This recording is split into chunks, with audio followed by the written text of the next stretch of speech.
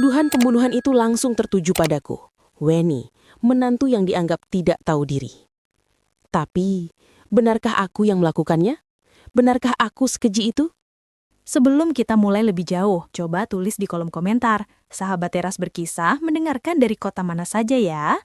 Like, komen, dan subscribe dulu ya, biar kita bisa terus berbagi kisah luar biasa ini. Aku Weni. Namaku terdengar lembut, tapi hidupku sebentar lagi akan keras seperti kerak nasi yang gosong di panci. Bahkan lebih keras dari itu. Kisah ini dimulai 5 tahun lalu, saat aku memutuskan menikah dengan Bram. Kalian harus tahu, Bram itu nyari sempurna. Dia punya pekerjaan bagus, sopan, dan mencintaiku. Dia adalah satu-satunya alasan dan jangkarku untuk bertahan di rumah ini. Masalahnya bukan di Bram, masalahnya ada di rumah ini. Rumah megah bergaya klasik dengan ukiran kayu jati yang katanya warisan turun-temurun. Rumah ini dihuni oleh satu-satunya orang yang paling kuhindari seumur hidup. Ibu Ratna, mertuaku. Ibu Ratna, aku harus jujur. Beliau adalah jenis wanita yang selalu berpakaian rapi, rambutnya tersanggul sempurna, tapi setiap kata yang keluar dari mulutnya selalu berhasil menciptakan kerutan di dahiku. Melihat wajahnya itu seperti melihat iklan deterjen yang gagal total. Sempurna di luar, anggun tak terbandingkan, tapi ternyata ada noda membandel yang tersembunyi jauh di dalam hatinya. Sejak hari pertama aku menginjakkan kaki di sini sebagai menantu, udara langsung terasa berbeda. Bukan dingin karena AC, tapi karena tatapan mata Ibu Ratna. Tatapan yang bukan menyambut, tapi seolah memindai setiap inci tubuhku. Dari ujung rambut yang kuikat asal-asalan sampai sepatu murah yang kupakai di hari pernikahanku. Tatapan itu seolah berkata, "Kau tidak selevel dengan standar rumah ini, nak." Weni, tolong kalau menyapu, itu sudutnya juga dibersihkan. Rumah ini sudah ratusan tahun dirawat. Jangan sampai ada debu warisan yang kau biarkan menempel. Rumah ini bukan cuma tempat singgah, tapi cerminan kualitas istrimu, Bram. Katanya di hari ketiga pernikahan kami. Suaranya itu, teman-teman. Kalian tahu kan, suara yang manis di awal, tapi menusuk di akhir. Seperti permen yang ternyata di dalamnya ada duri kecil. Aku sempat berpikir, seandainya ada aplikasi yang bisa mendeteksi level cerewet mertua, pasti rating Ibu Ratna sudah pecah rekor. Tapi ya sudahlah, untungnya Bram selalu di sisiku. Kalau dia sudah mulai melancarkan kritiknya, aku tinggal mencubit paha Bram di bawah meja saat makan malam. Dan dia langsung pura-pura tersedak atau batuk keras. Jurus jitu, setidaknya aku punya sekutu dalam keheningan. Aku selalu berusaha, teman-teman. Aku bangun paling pagi, jam 4 subuh, demi memastikan semua pekerjaan selesai sebelum Ibu Ratna turun. Aku memasak hidangan kesukaan Bram dan mencuci semua pakaian, termasuk pakaian dalam Ibu Ratna yang super mahal itu. Semuanya kulakukan tanpa mengeluh, demi satu alasan. Aku tidak mau ada konflik dengan wanita yang sudah melahirkan suamiku. Aku yakin, seiring waktu dan melihat usahaku yang tanpa henti, hatinya akan luluh. Bukankah cinta itu bisa menular? Pernah satu kali aku menyiapkan teh melati kesukaannya di cangkir porselin antik. Aku harap ini akan jadi momen damai. "Ibu, ini teh melati. Hangatnya pas, saya buatkan tanpa gula," kataku dengan senyum tulus. Dia mengambil cangkir itu, menyesapnya, lalu menaruhnya kembali di meja. "Kamu tahu, Weni, teh ini terlalu wangi. Kamu menaruh terlalu banyak bunga. Kamu merusak rasa aslinya. Lain kali, jangan sok tahu tentang kesukaan ibu," ujarnya sambil berdiri, meninggalkan cangkir itu begitu saja. Saat itu rasanya seperti semua usaha kerasmu selama seminggu dihargai dengan nol besar. Aku mulai mengerti, masalahnya bukan pada tehnya, bukan pada sapuan di sudut ruangan, tapi pada kehadiranku di rumah itu. Keyakinanku bahwa dia akan luluh sempat naik lagi, kuat sekali, saat si kecil Raka lahir. Cucu pertama di rumah ini. Aku kira suara tangisan bayi akan melunakkan hati batu Ibu Ratna. Siapa tahu ya kan, kekuatan bayi kan dahsyat. Awalnya memang begitu. Ia sempat menggendong Raka dengan senyum, memamerkannya pada semua teman-temannya di grup arisan. Aku sempat berpikir, yes, aku lolos. Sekarang dia akan menyayangiku. Tapi aku salah besar. Kebahagiaan itu seperti kabut pagi, sebentar saja menghilang. Setelah Raka berumur 3 bulan, fokus kritikan Ibu Ratna beralih. Bukan lagi soal sapuan yang kurang bersih, tapi tentang bagaimana aku mengurus anaknya. Weni, Raka rewel terus. Kamu kasih makan apa? Anakmu kurus, padahal susumu melimpah. Jangan-jangan kamu tidak cocok jadi ibu. Kamu terlalu banyak melamun. Sindirnya suatu sore, saat aku sedang kelelahan setelah begadang menjaga Raka yang demam ringan. Ia mengatakannya di depan Bram, dan Bram hanya bisa menunduk, tak berani membela. Tapi Bu, Raka hanya sedang tumbuh gigi. Dokter anak bilang wajar. Itu proses. Jawabku terus mencoba tetap lembut. Suaraku sudah mulai bergetar. Dokter itu cuma teori. Ibu lebih tahu mana yang terbaik untuk cucu ibu. Kamu ini menantu dari kampung, mana mengerti cara mengurus anak kota yang terawat. Ia membentak. Kata-kata menantu dari kampung itu selalu jadi senjata andalannya.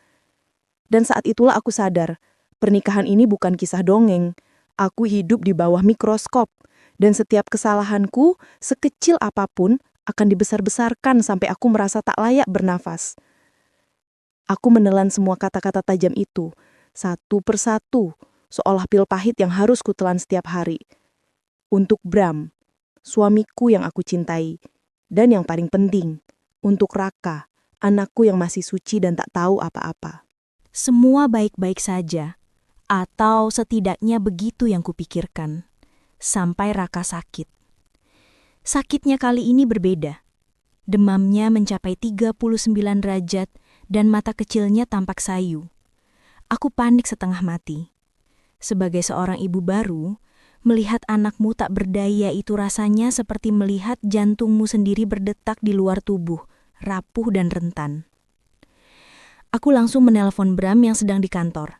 Aku menangis. Bram, pulang sekarang. Raka demamnya tinggi sekali. Kita harus ke dokter, kataku terisak. Di tengah kepanikan itu, Ibu Ratna turun dari tangga lengkap dengan baju tidur sutranya yang mahal. Ia mendekat, bukan untuk menenangkan, tapi untuk memeriksa Raka dengan tatapan curiga. Kenapa ribut-ribut begini, Weni? Anak sedikit demam sudah histeris. Kamu ini memang penatut ya. Ibu sudah bilang kan jangan terlalu sering menggendongnya di luar rumah. Itu kan bibit penyakit dari tempatmu yang kumuh. Rasanya seperti disiram air dingin campur cuka campur air comberan. Itu anakku, Bu. Itu cucumu. Bagaimana bisa ia bicara seolah Raka adalah barang pecah belah yang rusak karena kelalaianku? Aku mencoba menahan diri demi Raka. Bu, tolong, saya mau bawa Raka ke UGD. Saya tidak sempat berdebat sekarang, kataku tergesa mengambil tas bayi. Ibu Ratna justru menghalangi pintu. Tidak perlu ke UGD, dokter itu mahal dan cuma menakut-nakuti. Kasih saja air kelapa hijau, itu warisan leluhur. Kamu ini menantu modern sok tahu. Kamu tidak mau dengar kata ibu karena kamu gengsi kan? Gengsi karena ibu lebih tahu daripada kamu yang miskin ini. Saat itu, kata-kata miskin itu tak lagi menusuk, tapi menghantam kepalaku seperti palu. Aku mendadak teringat kata-kata sahabatku, Mira. Dia pernah bilang, Weni, kalau mertuamu sudah mulai menyerang harga dirimu, anggap saja dia sedang audisi stand-up komedi tanpa penonton. Aku mencoba membayangkan Ibu Ratna pakai wig kribo dan celana gombrong. Jujur, sedikit membantu. Tapi itu hanya berlangsung sedetik, karena suara tangisan Raka langsung menyentakkanku kembali ke neraka. Bram akhirnya tiba. Ia langsung menerobos paksa masuk, melihat kondisi Raka, dan tanpa banyak bicara, ia langsung menggendong Raka untuk dibawa ke mobil. Ibu, Bram bawa Raka ke rumah sakit sekarang. Weni, siapkan segala sesuatunya, cepat. Bram berteriak, suaranya sangat langka terdengar marah. Ibu Ratna terkejut, ia mengejar Bram sampai ke teras. Bram, jangan kurang ajar, kamu melawan ibumu karena wanita ini? Kamu dihipnotis istrimu ya? Malam itu, di rumah sakit Raka didiagnosis bronkitis ringan. Syukurlah tidak parah, tapi butuh perawatan dan obat-obatan. Setelah kami pulang, aku benar-benar kelelahan. Mata lebam, badan remuk, tapi aku harus tetap fokus mengurus Raka. Keesokan paginya, aku sedang membersihkan dapur. Kebiasaan pagiku. Aku baru saja selesai mencuci piring sisa semalam. Aku sedang membawa nampan berisi 3 piring keramik biru putih yang indah. Warisan Belanda, kata Ibu Ratna. Tiba-tiba, Ibu Ratna muncul di belakangku. Weni, kamu membuang sisa bubur Raka ke lubang wastafel ya? Kamu tahu lubang itu bisa tersumbat. Kamu ini benar-benar tidak berguna. Kenapa Bram menikahi wanita ceroboh sepertimu? Ia tidak hanya bicara. Ia menunjuk-nunjuk wajahku dengan jari telunjuknya. Yang kuku-kuku jarinya dihiasi kuteks merah menyala. Aku mundur selangkah karena terkejut. Dan di saat aku mundur itu, entah bagaimana, tanganku kehilangan keseimbangan. Prang! 3 piring keramik biru putih itu jatuh dari nampan. Hancur berkeping-keping di lantai marmer dapur. Suara pecahannya memantul, memekakan telinga. Ibu Ratna terdiam sejenak. Lalu, ia mengeluarkan suara yang lebih menakutkan dari suara piring pecah itu. Dasar wanita pembawa sial, barang warisan berharga ibu hancur karena tangan kotormu. Semua ini gara-gara kamu. Gara-gara kamu Raka sakit. Gara-gara kamu hidup anakku hancur. Lalu ia melakukan sesuatu yang belum pernah ia lakukan seumur hidupku di rumah itu. Plak! Tamparan itu mendarat telak di pipi kiriku. Keras sekali. Rasanya pipiku langsung panas dan telingaku berdenging. Aku terdiam, mematung, menatap matanya yang dipenuhi amarah murni. Di sana, aku tidak melihat ibu mertua. Aku melihat monster. Air mataku yang sudah kutahan sejak Raka sakit, akhirnya tumpah. Bukan air mata sedih, tapi air mata luka dan marah. Cukup. Aku melihat pecahan keramik di lantai. Aku melihat wajah penuh kebencian di depanku. Aku melihat kembali semua penghinaan, semua kritikan, semua cercaan tentang menantu miskin itu. Semua itu berputar cepat di kepalaku. Aku mengangkat tanganku. Itu terjadi begitu saja, tanpa berpikir. Insting pertahanan diri yang sudah lama terbubi, kini berteriak minta dibebaskan. Aku menamparnya. Plak. Tamparanku mendarat. Tidak sekeras tamparannya, tapi cukup untuk membuatnya terhuyung mundur. Matanya membulat. Ia tak percaya. Aku, menantu yang selama ini diam seperti patung, kini membalas. Aku menjerit. Suaraku serak karena menahan emosi. Aku bukan pembawa sial. Aku ibu dari anakmu. Jangan sentuh aku lagi. Jangan pernah menyalahkan anakku lagi. Aku berlari ke kamarku, mengunci diri di samping Raka dan menangis sejadi-jadinya. Aku tak peduli Bram mendengarnya. Aku tak peduli dunia runtuh. Malam itu, untuk pertama kalinya, aku melawan. Keesokan paginya, saat aku terbangun masih dengan bekas air mata kering di wajahku, Bram mengetuk pintu kamar dengan suara panik. Weni, Weni, buka pintunya. Ada darah di dapur. Ibu jatuh. Aku melompat dari tempat tidur saat mendengar teriakan Bram. Wajahku yang semalam panas karena tamparan, kini langsung dingin, sedingin es. Ibu jatuh. Dia sudah tidak ada. Aku membuka pintu kamar. Bram berdiri di sana, hanya mengenakan kaos oblong dan celana pendek, tapi wajahnya seolah baru saja melihat hantu. Ia menarik tanganku ke dapur. Aku melihatnya. Di lantai marmer putih gading yang mengkilap, terhampar sesosok tubuh. Ibu Ratna. Ia tergeletak di dekat meja island dapur, di antara pecahan sisa piring keramik biru putih yang belum sempat kusapu semalam. Yang membuatku tercekak adalah darah. Darah kental menggenang di bawah kepalanya, di area pelipis. Tubuhnya kaku, matanya setengah terbuka, dan aku bisa melihat ketakutan terakhirnya membeku di sana. Bram langsung menangis histeris. Ia mengguncang tubuh ibunya. "Ibu, kenapa Bu? Bangun! Jangan tinggalkan Bram!" Aku berdiri mematung. Aku tak bisa bergerak, tak bisa berteriak, bahkan tak bisa menangis. Pikiranku kosong, kecuali satu hal yang berputar kencang. Aku yang melakukannya. Aku membalas tamparannya. Aku yang membuatnya marah. Tiba-tiba Bram menoleh padaku. Matanya merah. Bukan hanya karena tangisan, tapi karena tuduhan yang jelas tersirat di sana. "Kenapa kamu diam saja, Weni? Kamu lihat apa yang kamu lakukan semalam? Kamu yang memulainya." Kata-kata itu, teman-teman, itu adalah palu kedua setelah kematian Ibu Ratna. Suamiku sendiri menuduhku. Aku mencoba membela diri. Aku tidak tahu, Bram. Aku tidak tahu bagaimana ini terjadi. Semalam aku langsung masuk kamar. Suaraku bergetar.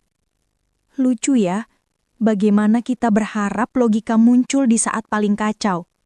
Aku ingat, dulu saat aku kecil, kalau ada tikus mati, aku selalu menyalahkan kucing tetangga.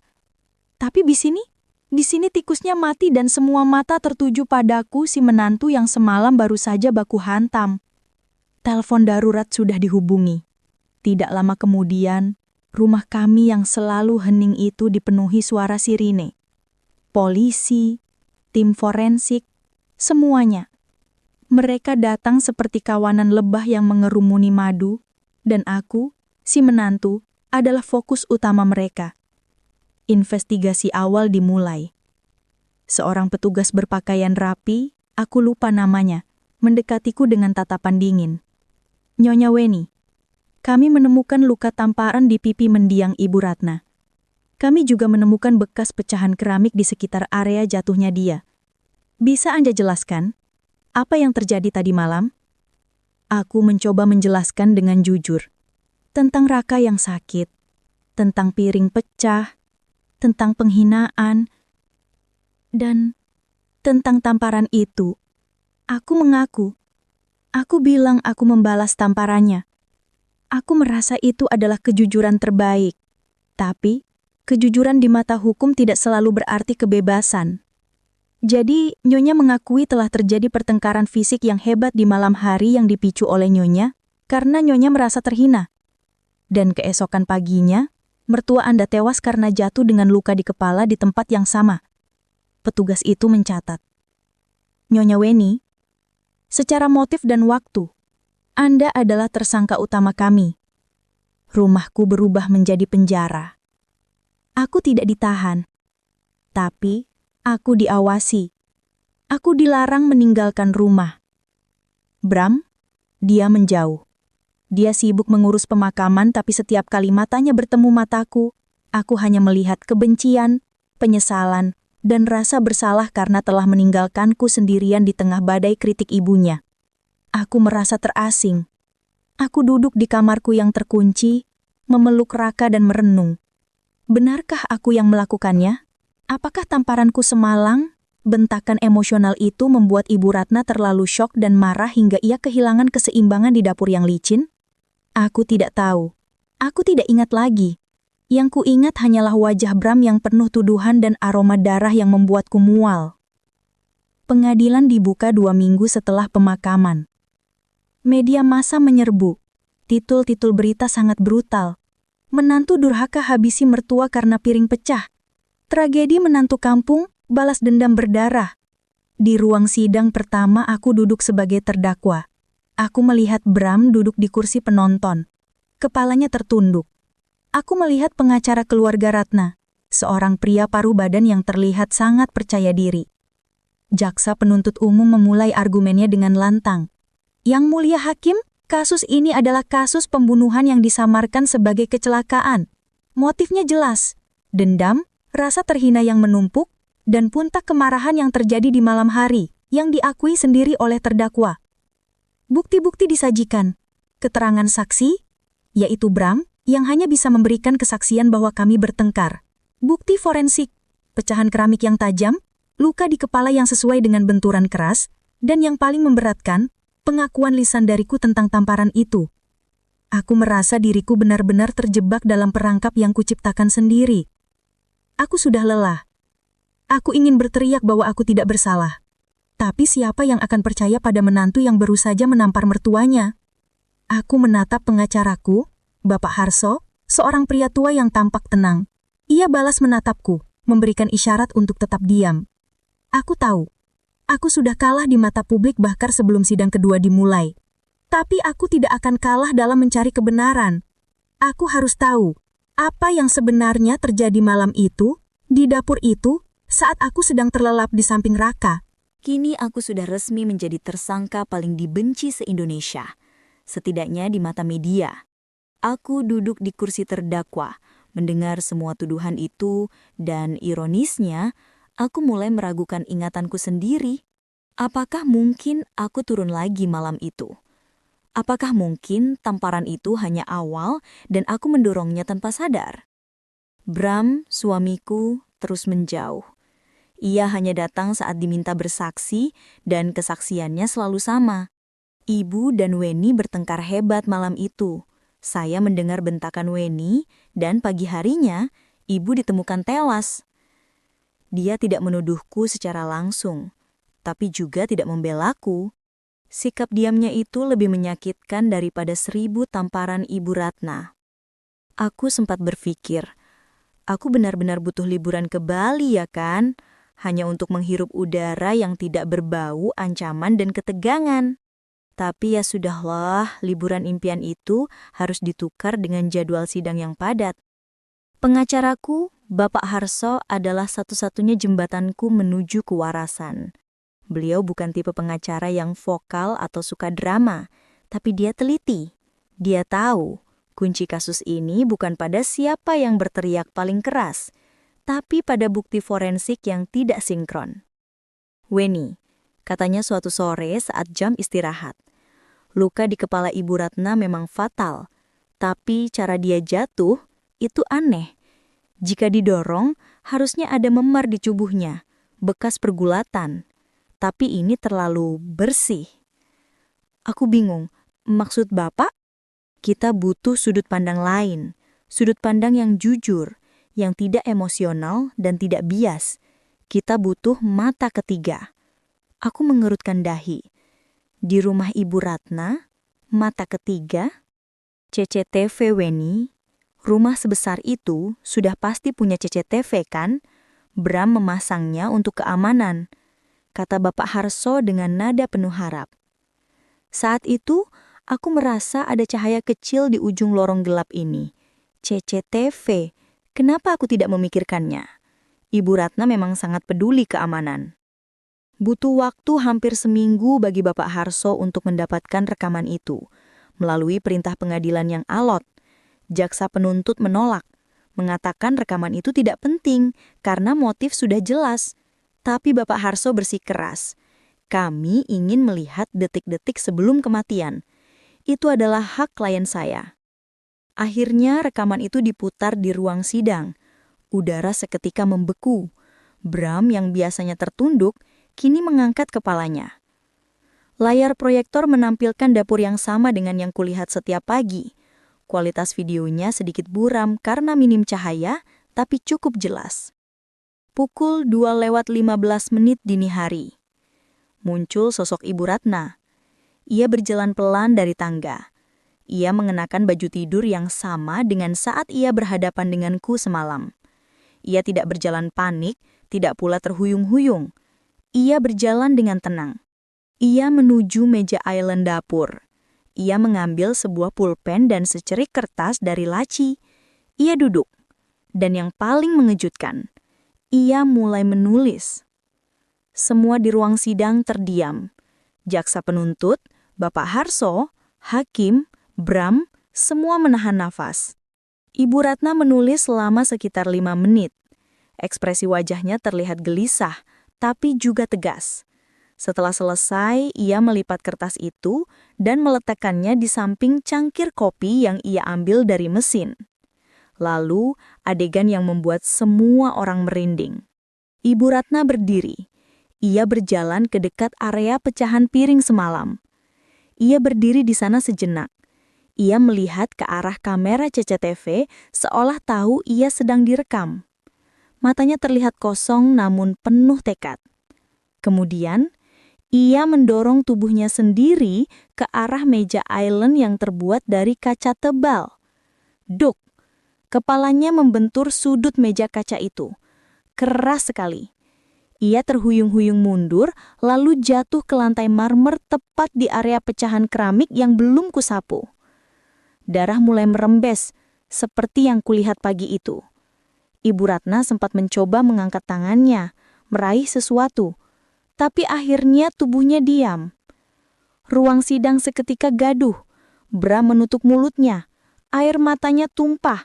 Namun kali ini bukan air mata sedih, melainkan air mata penyesalan dan kabit. Aku, si terdakwa, hanya bisa menatap layar, merasa lututku lemas. Yang mulia hakim, terdakwa Weni tidak bersalah. Ini jelas bunuh diri yang disengaja, teriak Bapak Harso. Jaksa penuntut mencoba membantah. Rekaman itu bisa saja dimanipulasi. Tapi Bapak Harso tak mau kalah. Jika dimanipulasi, mengapa ada surat yang ditulis oleh mendangyang sendiri? Polisi, cari surat yang ada di meja island. Itu adalah surat pengakuan. Polisi bergerak cepat. Mereka kembali ke rumah itu, dan benar saja. Di meja island, di tempat yang ditunjukkan rekaman, ditemukan secerik surat yang ditulis tangan Ibu Ratna. Saat Bapak Harso membacakan isinya di ruang sidang, kebenaran yang lebih gelap dan memilaukan dari kematian itu terungkap. Keheningan di ruang sidang setelah rekaman CCTV diputar terasa sangat berat, seolah udara pun ikut menahan nafas. Semua mata kini tertuju pada Bapak Harso, pengacaraku, yang memegang selembar kertas lusuh, surat pengakuan dari Ibu Ratna. Bapak Harso berdiri tegak, suaranya tenang namun bergema. Yang mulia hakim, dengan seizin Anda, saya akan membacakan surat terakhir dari almarhumah Ibu Ratna. Ia mulai membaca. Setiap kata yang keluar dari mulutnya bagaikan jarum es yang menusuk, bukan hanya ke hatiku, tapi juga ke hati Bram yang kini menangis tersedu-sedu. Isi surat pengakuan adalah, untuk Bram, anakku. Jika surat ini kau baca, berarti ibu sudah tiada. Dan ibu yakin Weni sudah dituduh sebagai pembunuh. Maafkan ibu. Ibu yang sengaja menjatuhkan diri. Ibu melihat rekaman pertengkaran kita. Ibu sadar Weni tidak akan pernah kembali menyerang. Dia terlalu baik, terlalu mencintaimu. Kau harus tahu, nak, Weni tidak bersalah. Aku yang mengatur semua ini. Aku yang menciptakan drama ini. Dari awal, aku membenci menantumu. Kau tahu kenapa? Bukan karena Weni miskin, bukan karena dia tidak berpendidikan. Aku membenci Weni karena dia membuatmu terlalu bahagia. Iya, Bram, aku membencinya karena kau tak lagi butuh aku. Kau tak lagi mengeluh padaku. Kebahagiaan rumah tanggamu terlalu sempurna, terlalu damai. Sementara ibu merasa ditinggalkan. Ibu merasa tidak berguna.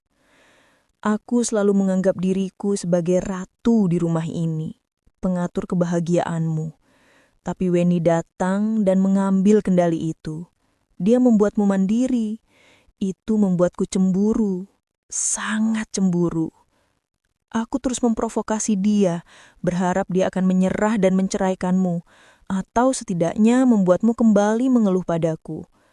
Ketika dia akhirnya membalas tamparanku, aku melihat kesempatan untuk membuat drama besar, di mana aku adalah korban, dan kau akan kembali padaku walau sudah terlambat. Aku melakukan ini, nak, bukan untuk menyakiti. Aku hanya ingin kau tahu bahwa hidupmu tak akan pernah bahagia sempurna tanpa kontrol dari ibumu. Maafkan ibu Ini adalah satu-satunya cara agar kalian berdua tidak melupakan ibu. Weni, maafkan aku. Aku harap dengan kematianku, kau dan Bram bisa bebas dari bayang-bayang ego seorang ibu yang tak rela melihat anaknya bahagia tanpa campur tangannya. Aku kira cerita selesai di sana. Aku kira kebenaran yang kejam itu sudah terungkap. Ibu Ratna bunuh diri karena cemburu terhadap kebahagiaan anak kandungnya sendiri. Tapi Bram tiba-tiba berdiri. Wajahnya yang basah kuyup oleh air mata kini menatap Bapak Harso. "Tunggu, surat itu ada kalimat yang salah," Bram berteriak. Semua orang terkejut. "Kalimat yang mana, Tuan Bram?" tanya hakim. Bram menarik nafas dalam-dalam. Di akhir surat itu, Ibu Ratna menulis, "Aku harap dengan kematianku, kau dan Bram bisa bebas dari bayang-bayang ego seorang ibu yang tak rela melihat anaknya bahagia tanpa campur tangannya. Itu salah, Yang Mulia.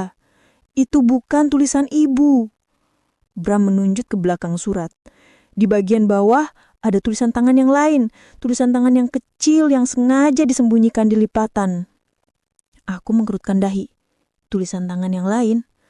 Bapak Harso membalik surat itu. Di lipatan yang sangat kecil tertulis sebuah kalimat, buram dan seperti ditulis tergesa-gesa. Bapak Harso membacanya perlahan. "Bram, Weni, ibu tidak sengaja. Lantai licin. Aku hanya ingin membuang surat ini agar Weni tidak dituduh. Tapi tanganku tergelincir. Jangan salahkan siapa-siapa. Aku bahagia melihat kalian bahagia." Semua di ruang sidang terdiam. Ternyata Ibu Ratna tidak sengaja bunuh diri. Ia hanya berakting di depan CCTV, berakting menjatuhkan diri untuk meyakinkan dunia bahwa ia adalah korban kejahatan Weni karena cemburu. Ia ingin Weni dituduh, dihukum, dan Bram kembali sendirian di bawah kendalinya. Tapi di detik-detik terakhir sebelum ia sadar ia benar-benar terluka parah, suara hati seorang ibu tetap muncul. Ia sadar bahwa kejahatannya terlalu besar. Ia mencoba mengubah surat itu, menuliskan kebenaran terakhir di lipatan kecil. Lantai licin. Ia hanya ingin membuang surat pertama itu agar Weni tidak dituduh. Bukan bunuh diri, tapi usaha terakhir untuk bunuh diri yang gagal, yang kemudian disusul oleh penyesalan dan usaha putus asa untuk melindungi menantunya, yang secara kebetulan membuat surat pengakuan pertamanya itu salah. Aku menutup mata. Air mataku tumpah. Bukan karena tuduhan itu terlepas, tapi karena aku melihat tragedi seorang ibu yang egois, namun di detik-detik terakhir, cintanya kepada anak dan cucu tetap mengalahkan ego yang mengerikan itu. Terima kasih sudah mendengarkan sampai akhir. Jangan lupa tinggalkan jejak dengan like atau komentar, supaya aku tahu Anda hadir, dan kita bisa terus berjalan bersama di cerita-cerita berikutnya. Sampai jumpa di teras berkisah selanjutnya.